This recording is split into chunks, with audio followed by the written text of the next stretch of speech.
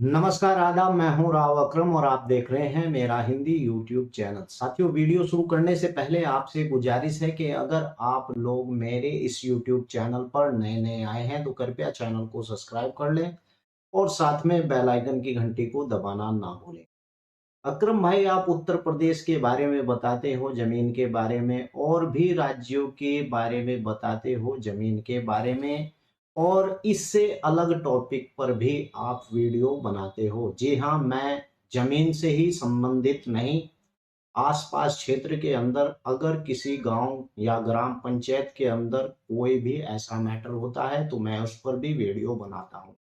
आपके भी आसपास अगर इस प्रकार का कोई मैटर है, खासकर उत्तराखंड के अंदर, तो आप मुझे कॉल करके बुला सकते हैं, मैं वहां पर भी वीडियो बना दूंगा। तो अकरम भाई, आप इतने प्रदेशों की भूमि के बारे में बताते हैं, आप उत्तराखंड की भूमि के बारे में क्यों जानकारी नहीं देते?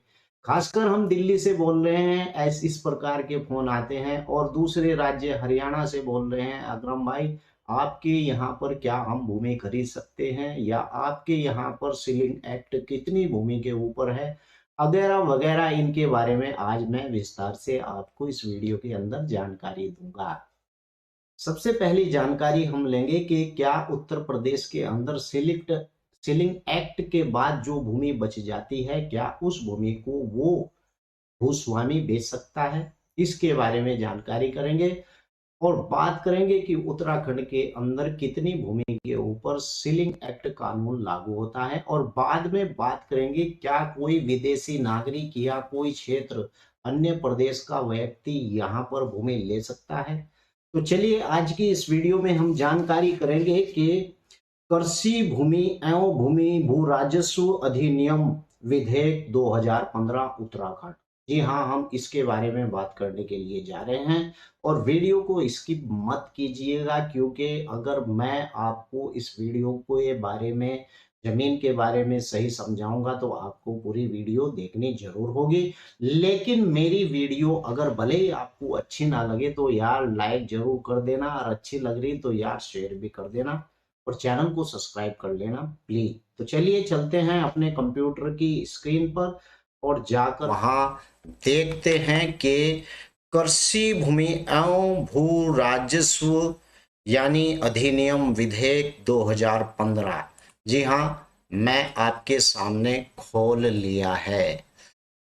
मैं आपको बता दूं कि कृषि भूमि एवं भू राजस्व अधिनियम विधेयक 2015 नियम अध्याय 11 और नियम 75 अंतरण तथा संक्रमण, यानी कि आज मैं उत्तराखंड के उस भूमि विधेयक के बारे में आपको जानकारी दे रहा हूं। भूमिधर के द्वारा संक्रमण पर क्यों प्रतिबंध है, जानकारी विशेष है ये, और आपको इस बाबत जानकारी का भी होना बहुत जरूरी है। अध्याय 11। और इस प्रकार से आपने बहुत से उत्तर प्रदेश के बारे में भी सुना होगा, लेकिन आज मेरी पहली वीडियो है जो मैं उत्तराखंड की भूमि के बारे में आप लोगों को बताने के लिए जा रहा हूं। जी हाँ, दिल थाम कर बैठिए और विस्तार से इस वीडियो को पूरा देखिए। नियम 75 भूमिधर द्वारा संकरण पर प्रतिबंध। ये किस प्रकार से प्रतिबंध है? उपनियम 1 क्या कहता है, उपधारा 2 में क्या दी गई कि व्यवस्था के अलावा किसी भी भूमिधर को, चाहे बागान से भिन्न हो, कोई भी व्यक्ति किसी भी व्यक्ति से, यानी कि विक्रय, दान अथवा किसी प्रकार का संक्रमण, संक्रमण कहते हैं बेचने को, करने का अधिकार नहीं होगा यदि उक्त व्यक्ति तथा उसके परिवार के पास उक्त संक्रमण भूमि मिलाकर उत्तराखंड में 5.0586 हेक्टेयर यानी 12.50 एकड़ से अधिक हो जाती है। यानी कि अगर किसी व्यक्ति के बाद पास उत्तराखंड के अंदर कितने, 12 एकड़, 12 एकड़ को अगर हम जो है 15 से गुणा करें तो 12 पंजे 60, और यहीं पर आपको बता दूं कि 15 पंजे 75 यानी कि 15 पंजे 75 बीघे अगर किसी व्यक्ति के पास उत्तराखंड के अंदर भूमि है और 75 बीघे से ऊपर चली जाती है तो उसके ऊपर उत्तराखंड के अंदर सीलिंग एक्ट लागू हो जाता है। और इस सीलिंग एक्ट की भूमि को बचाने के लिए किसान कुछ ना कुछ पैंतरेबाजी करता रहता है। यही तो कारण होता है कि वो अपने खेत के अंदर किसी लेखपाल की पैमाइश नहीं होने देता है। और आपको बता दूं कि अगर उत्तराखंड के आप किसान हैं, आपके पास 75 बीघे से जमीन ज्यादा हो जाती है तो वो सीलिंग एक्ट में चली जाती है। और सीलिंग एक्ट में जाने के बाद क्या होता है आगे सुन लीजिएगा, चलते हैं। स्पष्टीकरण। व्यक्ति का आशय इस धारा के अंतर्गत सहकारी समिति, धार्मिक अथवा चैरिटेबल संस्थान, कंपनी, कृषि उद्योग पर आधारित संस्थान भी है। और उप नियम 2 क्या कहता है कि यही राज्य सरकार सामान्य तथा विशेष आदेश द्वारा उपधारा 1 के नियम सीमा से अधिक संक्रमण हेतु स्पष्टीकरण में दिए गए संस्थानों की अनुमति दे सकती है। यानी कि यदि उसे उसकी समुचित समाधान हो जाए कि उस संक्रमण जनहित विरोध न होकर जन कल्याण के उद्देश्य के लिए किया जा रहा है। अगर किसी व्यक्ति के पास 75 बीघा से ज्यादा जमीन हो जाती है और वो व्यक्ति एक संस्थान बनाकर छोटा पोटा, ये हर जगह पर है जहां पर भी सीलिंग से ज्यादा, सीलिंग एक्ट से भूमि ज्यादा होती है, वहां पर कोई ना कोई ये बता देता है कि एक संस्था बना लीजिएगा, संस्था बनाने के बाद आप उस संस्था में इस जमीन को कर दीजिएगा, मालिक आप ही रहिएगा, अध्यक्ष आप ही रहिएगा, वो भूमि हमेशा आपके पास रहेगी। इस प्रकार की धोखेबाजी कर वो उस सीलिंग की भूमि को जो 75 बीघे से फालतू थी उसे अपने कब्जे में ही रखता है। लेकिन इसके लिए भी राज्य सरकार से परमिशन लेनी पड़ती है और परमिशन लेने के बाद राज्य सरकार इस बात की जांच भी करती है कि क्या इस व्यक्ति के द्वारा इस भूमि के ऊपर संस्थान बनाकर क्या जनहित के लिए कुछ कार्य किया जा रहा है या किया जाना है, तो उस पर ही परमिशन दी जाएगी, अन्यथा नहीं दी जाएगी। तो चलिए आगे आपको बताता हूं कि अब यहाँ पर हम बात कर लेते हैं कि क्या उत्तराखंड के अंदर, ये मैंने आपको बताया कि सीलिंग एक्ट की जो भूमि है उसे संस्था के आधार पर इस प्रकार से रख सकता है। लेकिन यहाँ एक बात जरूरी है, मान लीजिए कि आप बाहर से आए हैं, उत्तराखंड के अंदर आए हैं और आप किसी किसान से भूमि खरीदते हैं तो सबसे पहले उससे ये पूछ लेना चाहिए कि आपके पास टोटल कितनी भूमि एक नाम पर है। अगर उस व्यक्ति के नाम पर 75 बीघा से फालतू जमीन है तो मैं आपको राय दूंगा कि बिल्कुल भी उस जमीन को, बची हुई को मत खरीदिएगा, क्योंकि उस बची हुई जमीन का अगर उस खसरा का वो आपके यहाँ पर रजिस्ट्री करता है तो वो रजिस्ट्री शून्य मानी जाएगी, उत्तराखंड के अंदर भी, उत्तर प्रदेश के अंदर भी। तो चलिए अब मैं बताता हूं कि अगर कोई विदेशी नागरिक भूमि अर्जित नहीं कर सकेगा उत्तराखंड के अंदर, क्यों नहीं कर सकेगा भाई? उत्तराखंड के अंदर कोई भी नागरिक भूमि जो विदेशी नागरिक है, वैसे तो उत्तर प्रदेश के अंदर भी नहीं कर सकता, इस प्रकार का कोई नागरिक है। चलिए बता देते हैं कि इस नियम के तत्समय प्रदत्त किसी भी अन्य विधि में किसी भी प्रतिकूल बात के होते हुए किसी भी कोई भी विदेशी नागरिक राज्य सरकार की लिखित अनुज्ञा के बिना विक्रय, दान, किसी भी अन्य प्रकार की कोई भूमि अर्जित नहीं कर सकेगा। यानी कि कोई आदमी लंदन से आया है या कोई आदमी कहीं विदेश से आया है तो वो व्यक्ति उत्तराखंड के अंदर आकर अगर उसे भूमि खरीदनी है तो उस व्यक्ति को परमिशन लेनी पड़ेगी, जो व्यक्ति उस भूमि को बेच रहा है या दान कर रहा है तो उस व्यक्ति को राज्य सरकार से परमिशन लेनी पड़ेगी कि श्रीमान जी, एक गोरा अंग्रेज जो 200 साल लठबाजी हमारे ऊपर करके गया है। वैसे तो विदेश से अब औरतें भी आ रहे हैं, सीमा भाभी का बहुत बड़ा केस चल रहा है। लोग पता नहीं हिंदुस्तान के कैसे हैं, कोई ऐरा गैरा कोई भाभी बनाकर बैठे। श्रीमान जी, एक लठबाज अंग्रेज हमारे यहाँ पर आया, विदेशी नागरिक है, मैं उसे जमीन बेचना चाहता हूं, तो सरकार परमिशन देगी कि उसे आप बेच सकते हैं या नहीं, ये परमिशन लेनी पड़ेगी। और आपको ना तो उसे दान की जा सकती वो भूमि, कुछ लोग कहते हैं दान कर दो, दान वाली भूमि वापस ही नहीं होती है, ऐसा नहीं है।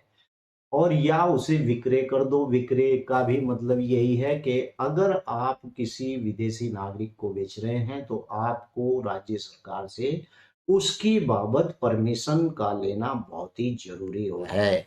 तो चलिए आगे बढ़ते हैं और जानकारी करते हैं कि नंबर 2 कि किसी भी भूमिधर उपधारा 1 के उल्लंघन किसी भी व्यक्ति को किसी भी भूमि के विक्रय का अधिकार नहीं होगा तथा उस उक्त संक्रमण को शून्य माना जाएगा। यानी कि उस भूमि को अगर बेच भी दी उस अंग्रेजी लठैतबाज को या किसी बाहर के व्यक्ति को बेच भी दी तो वो जो रजिस्ट्री है वो शून्य मानी जाएगी। यानी कि आप बिना परमिशन के नहीं बेच सकते, जैसे कि अनुसूचित जनजाति का व्यक्ति नहीं बेच सकता बिना परमिशन के, ऐसे ही आप विदेशी नागरिक को इस प्रकार की भूमि नहीं बेच सकते। हम कह रहे हैं नहीं बेच सकते। तो चलिए आगे बढ़ते हैं। उत्तराखंड में अस्थाई अथवा मूल निवासियों के लिए भिन्न व्यक्ति के द्वारा संक्रमण। नियम 1, नियम के अंतर्वृष्ट यानी कि अन्य प्रतिबंधों के अधीन रहते हुए कोई भी व्यक्ति अपने परिवार की ओर से, भले ही वह धारा 63 के अंतर्गत खातेदार या उत्तराखंड में अपनी संपत्ति का स्वामी न हो, बिना किसी अनुमति के अपने जीवन काल में अपने अथवा अपने परिवार के लिए 300 वर्ग मीटर अधिकतम की भूमि क्रय कर सकता है। यानी कि अगर कोई व्यक्ति उत्तराखंड के अंदर है और वो अपने परिवार के लिए भूमि खरीदना चाहता है तो वो आबादी के लिए यानी उस पर मकान बनाना चाहता है, अगर उत्तराखंड का ही निवासी है तो वो 300 वर्ग से ऊपर भूमि खरीद सकता है।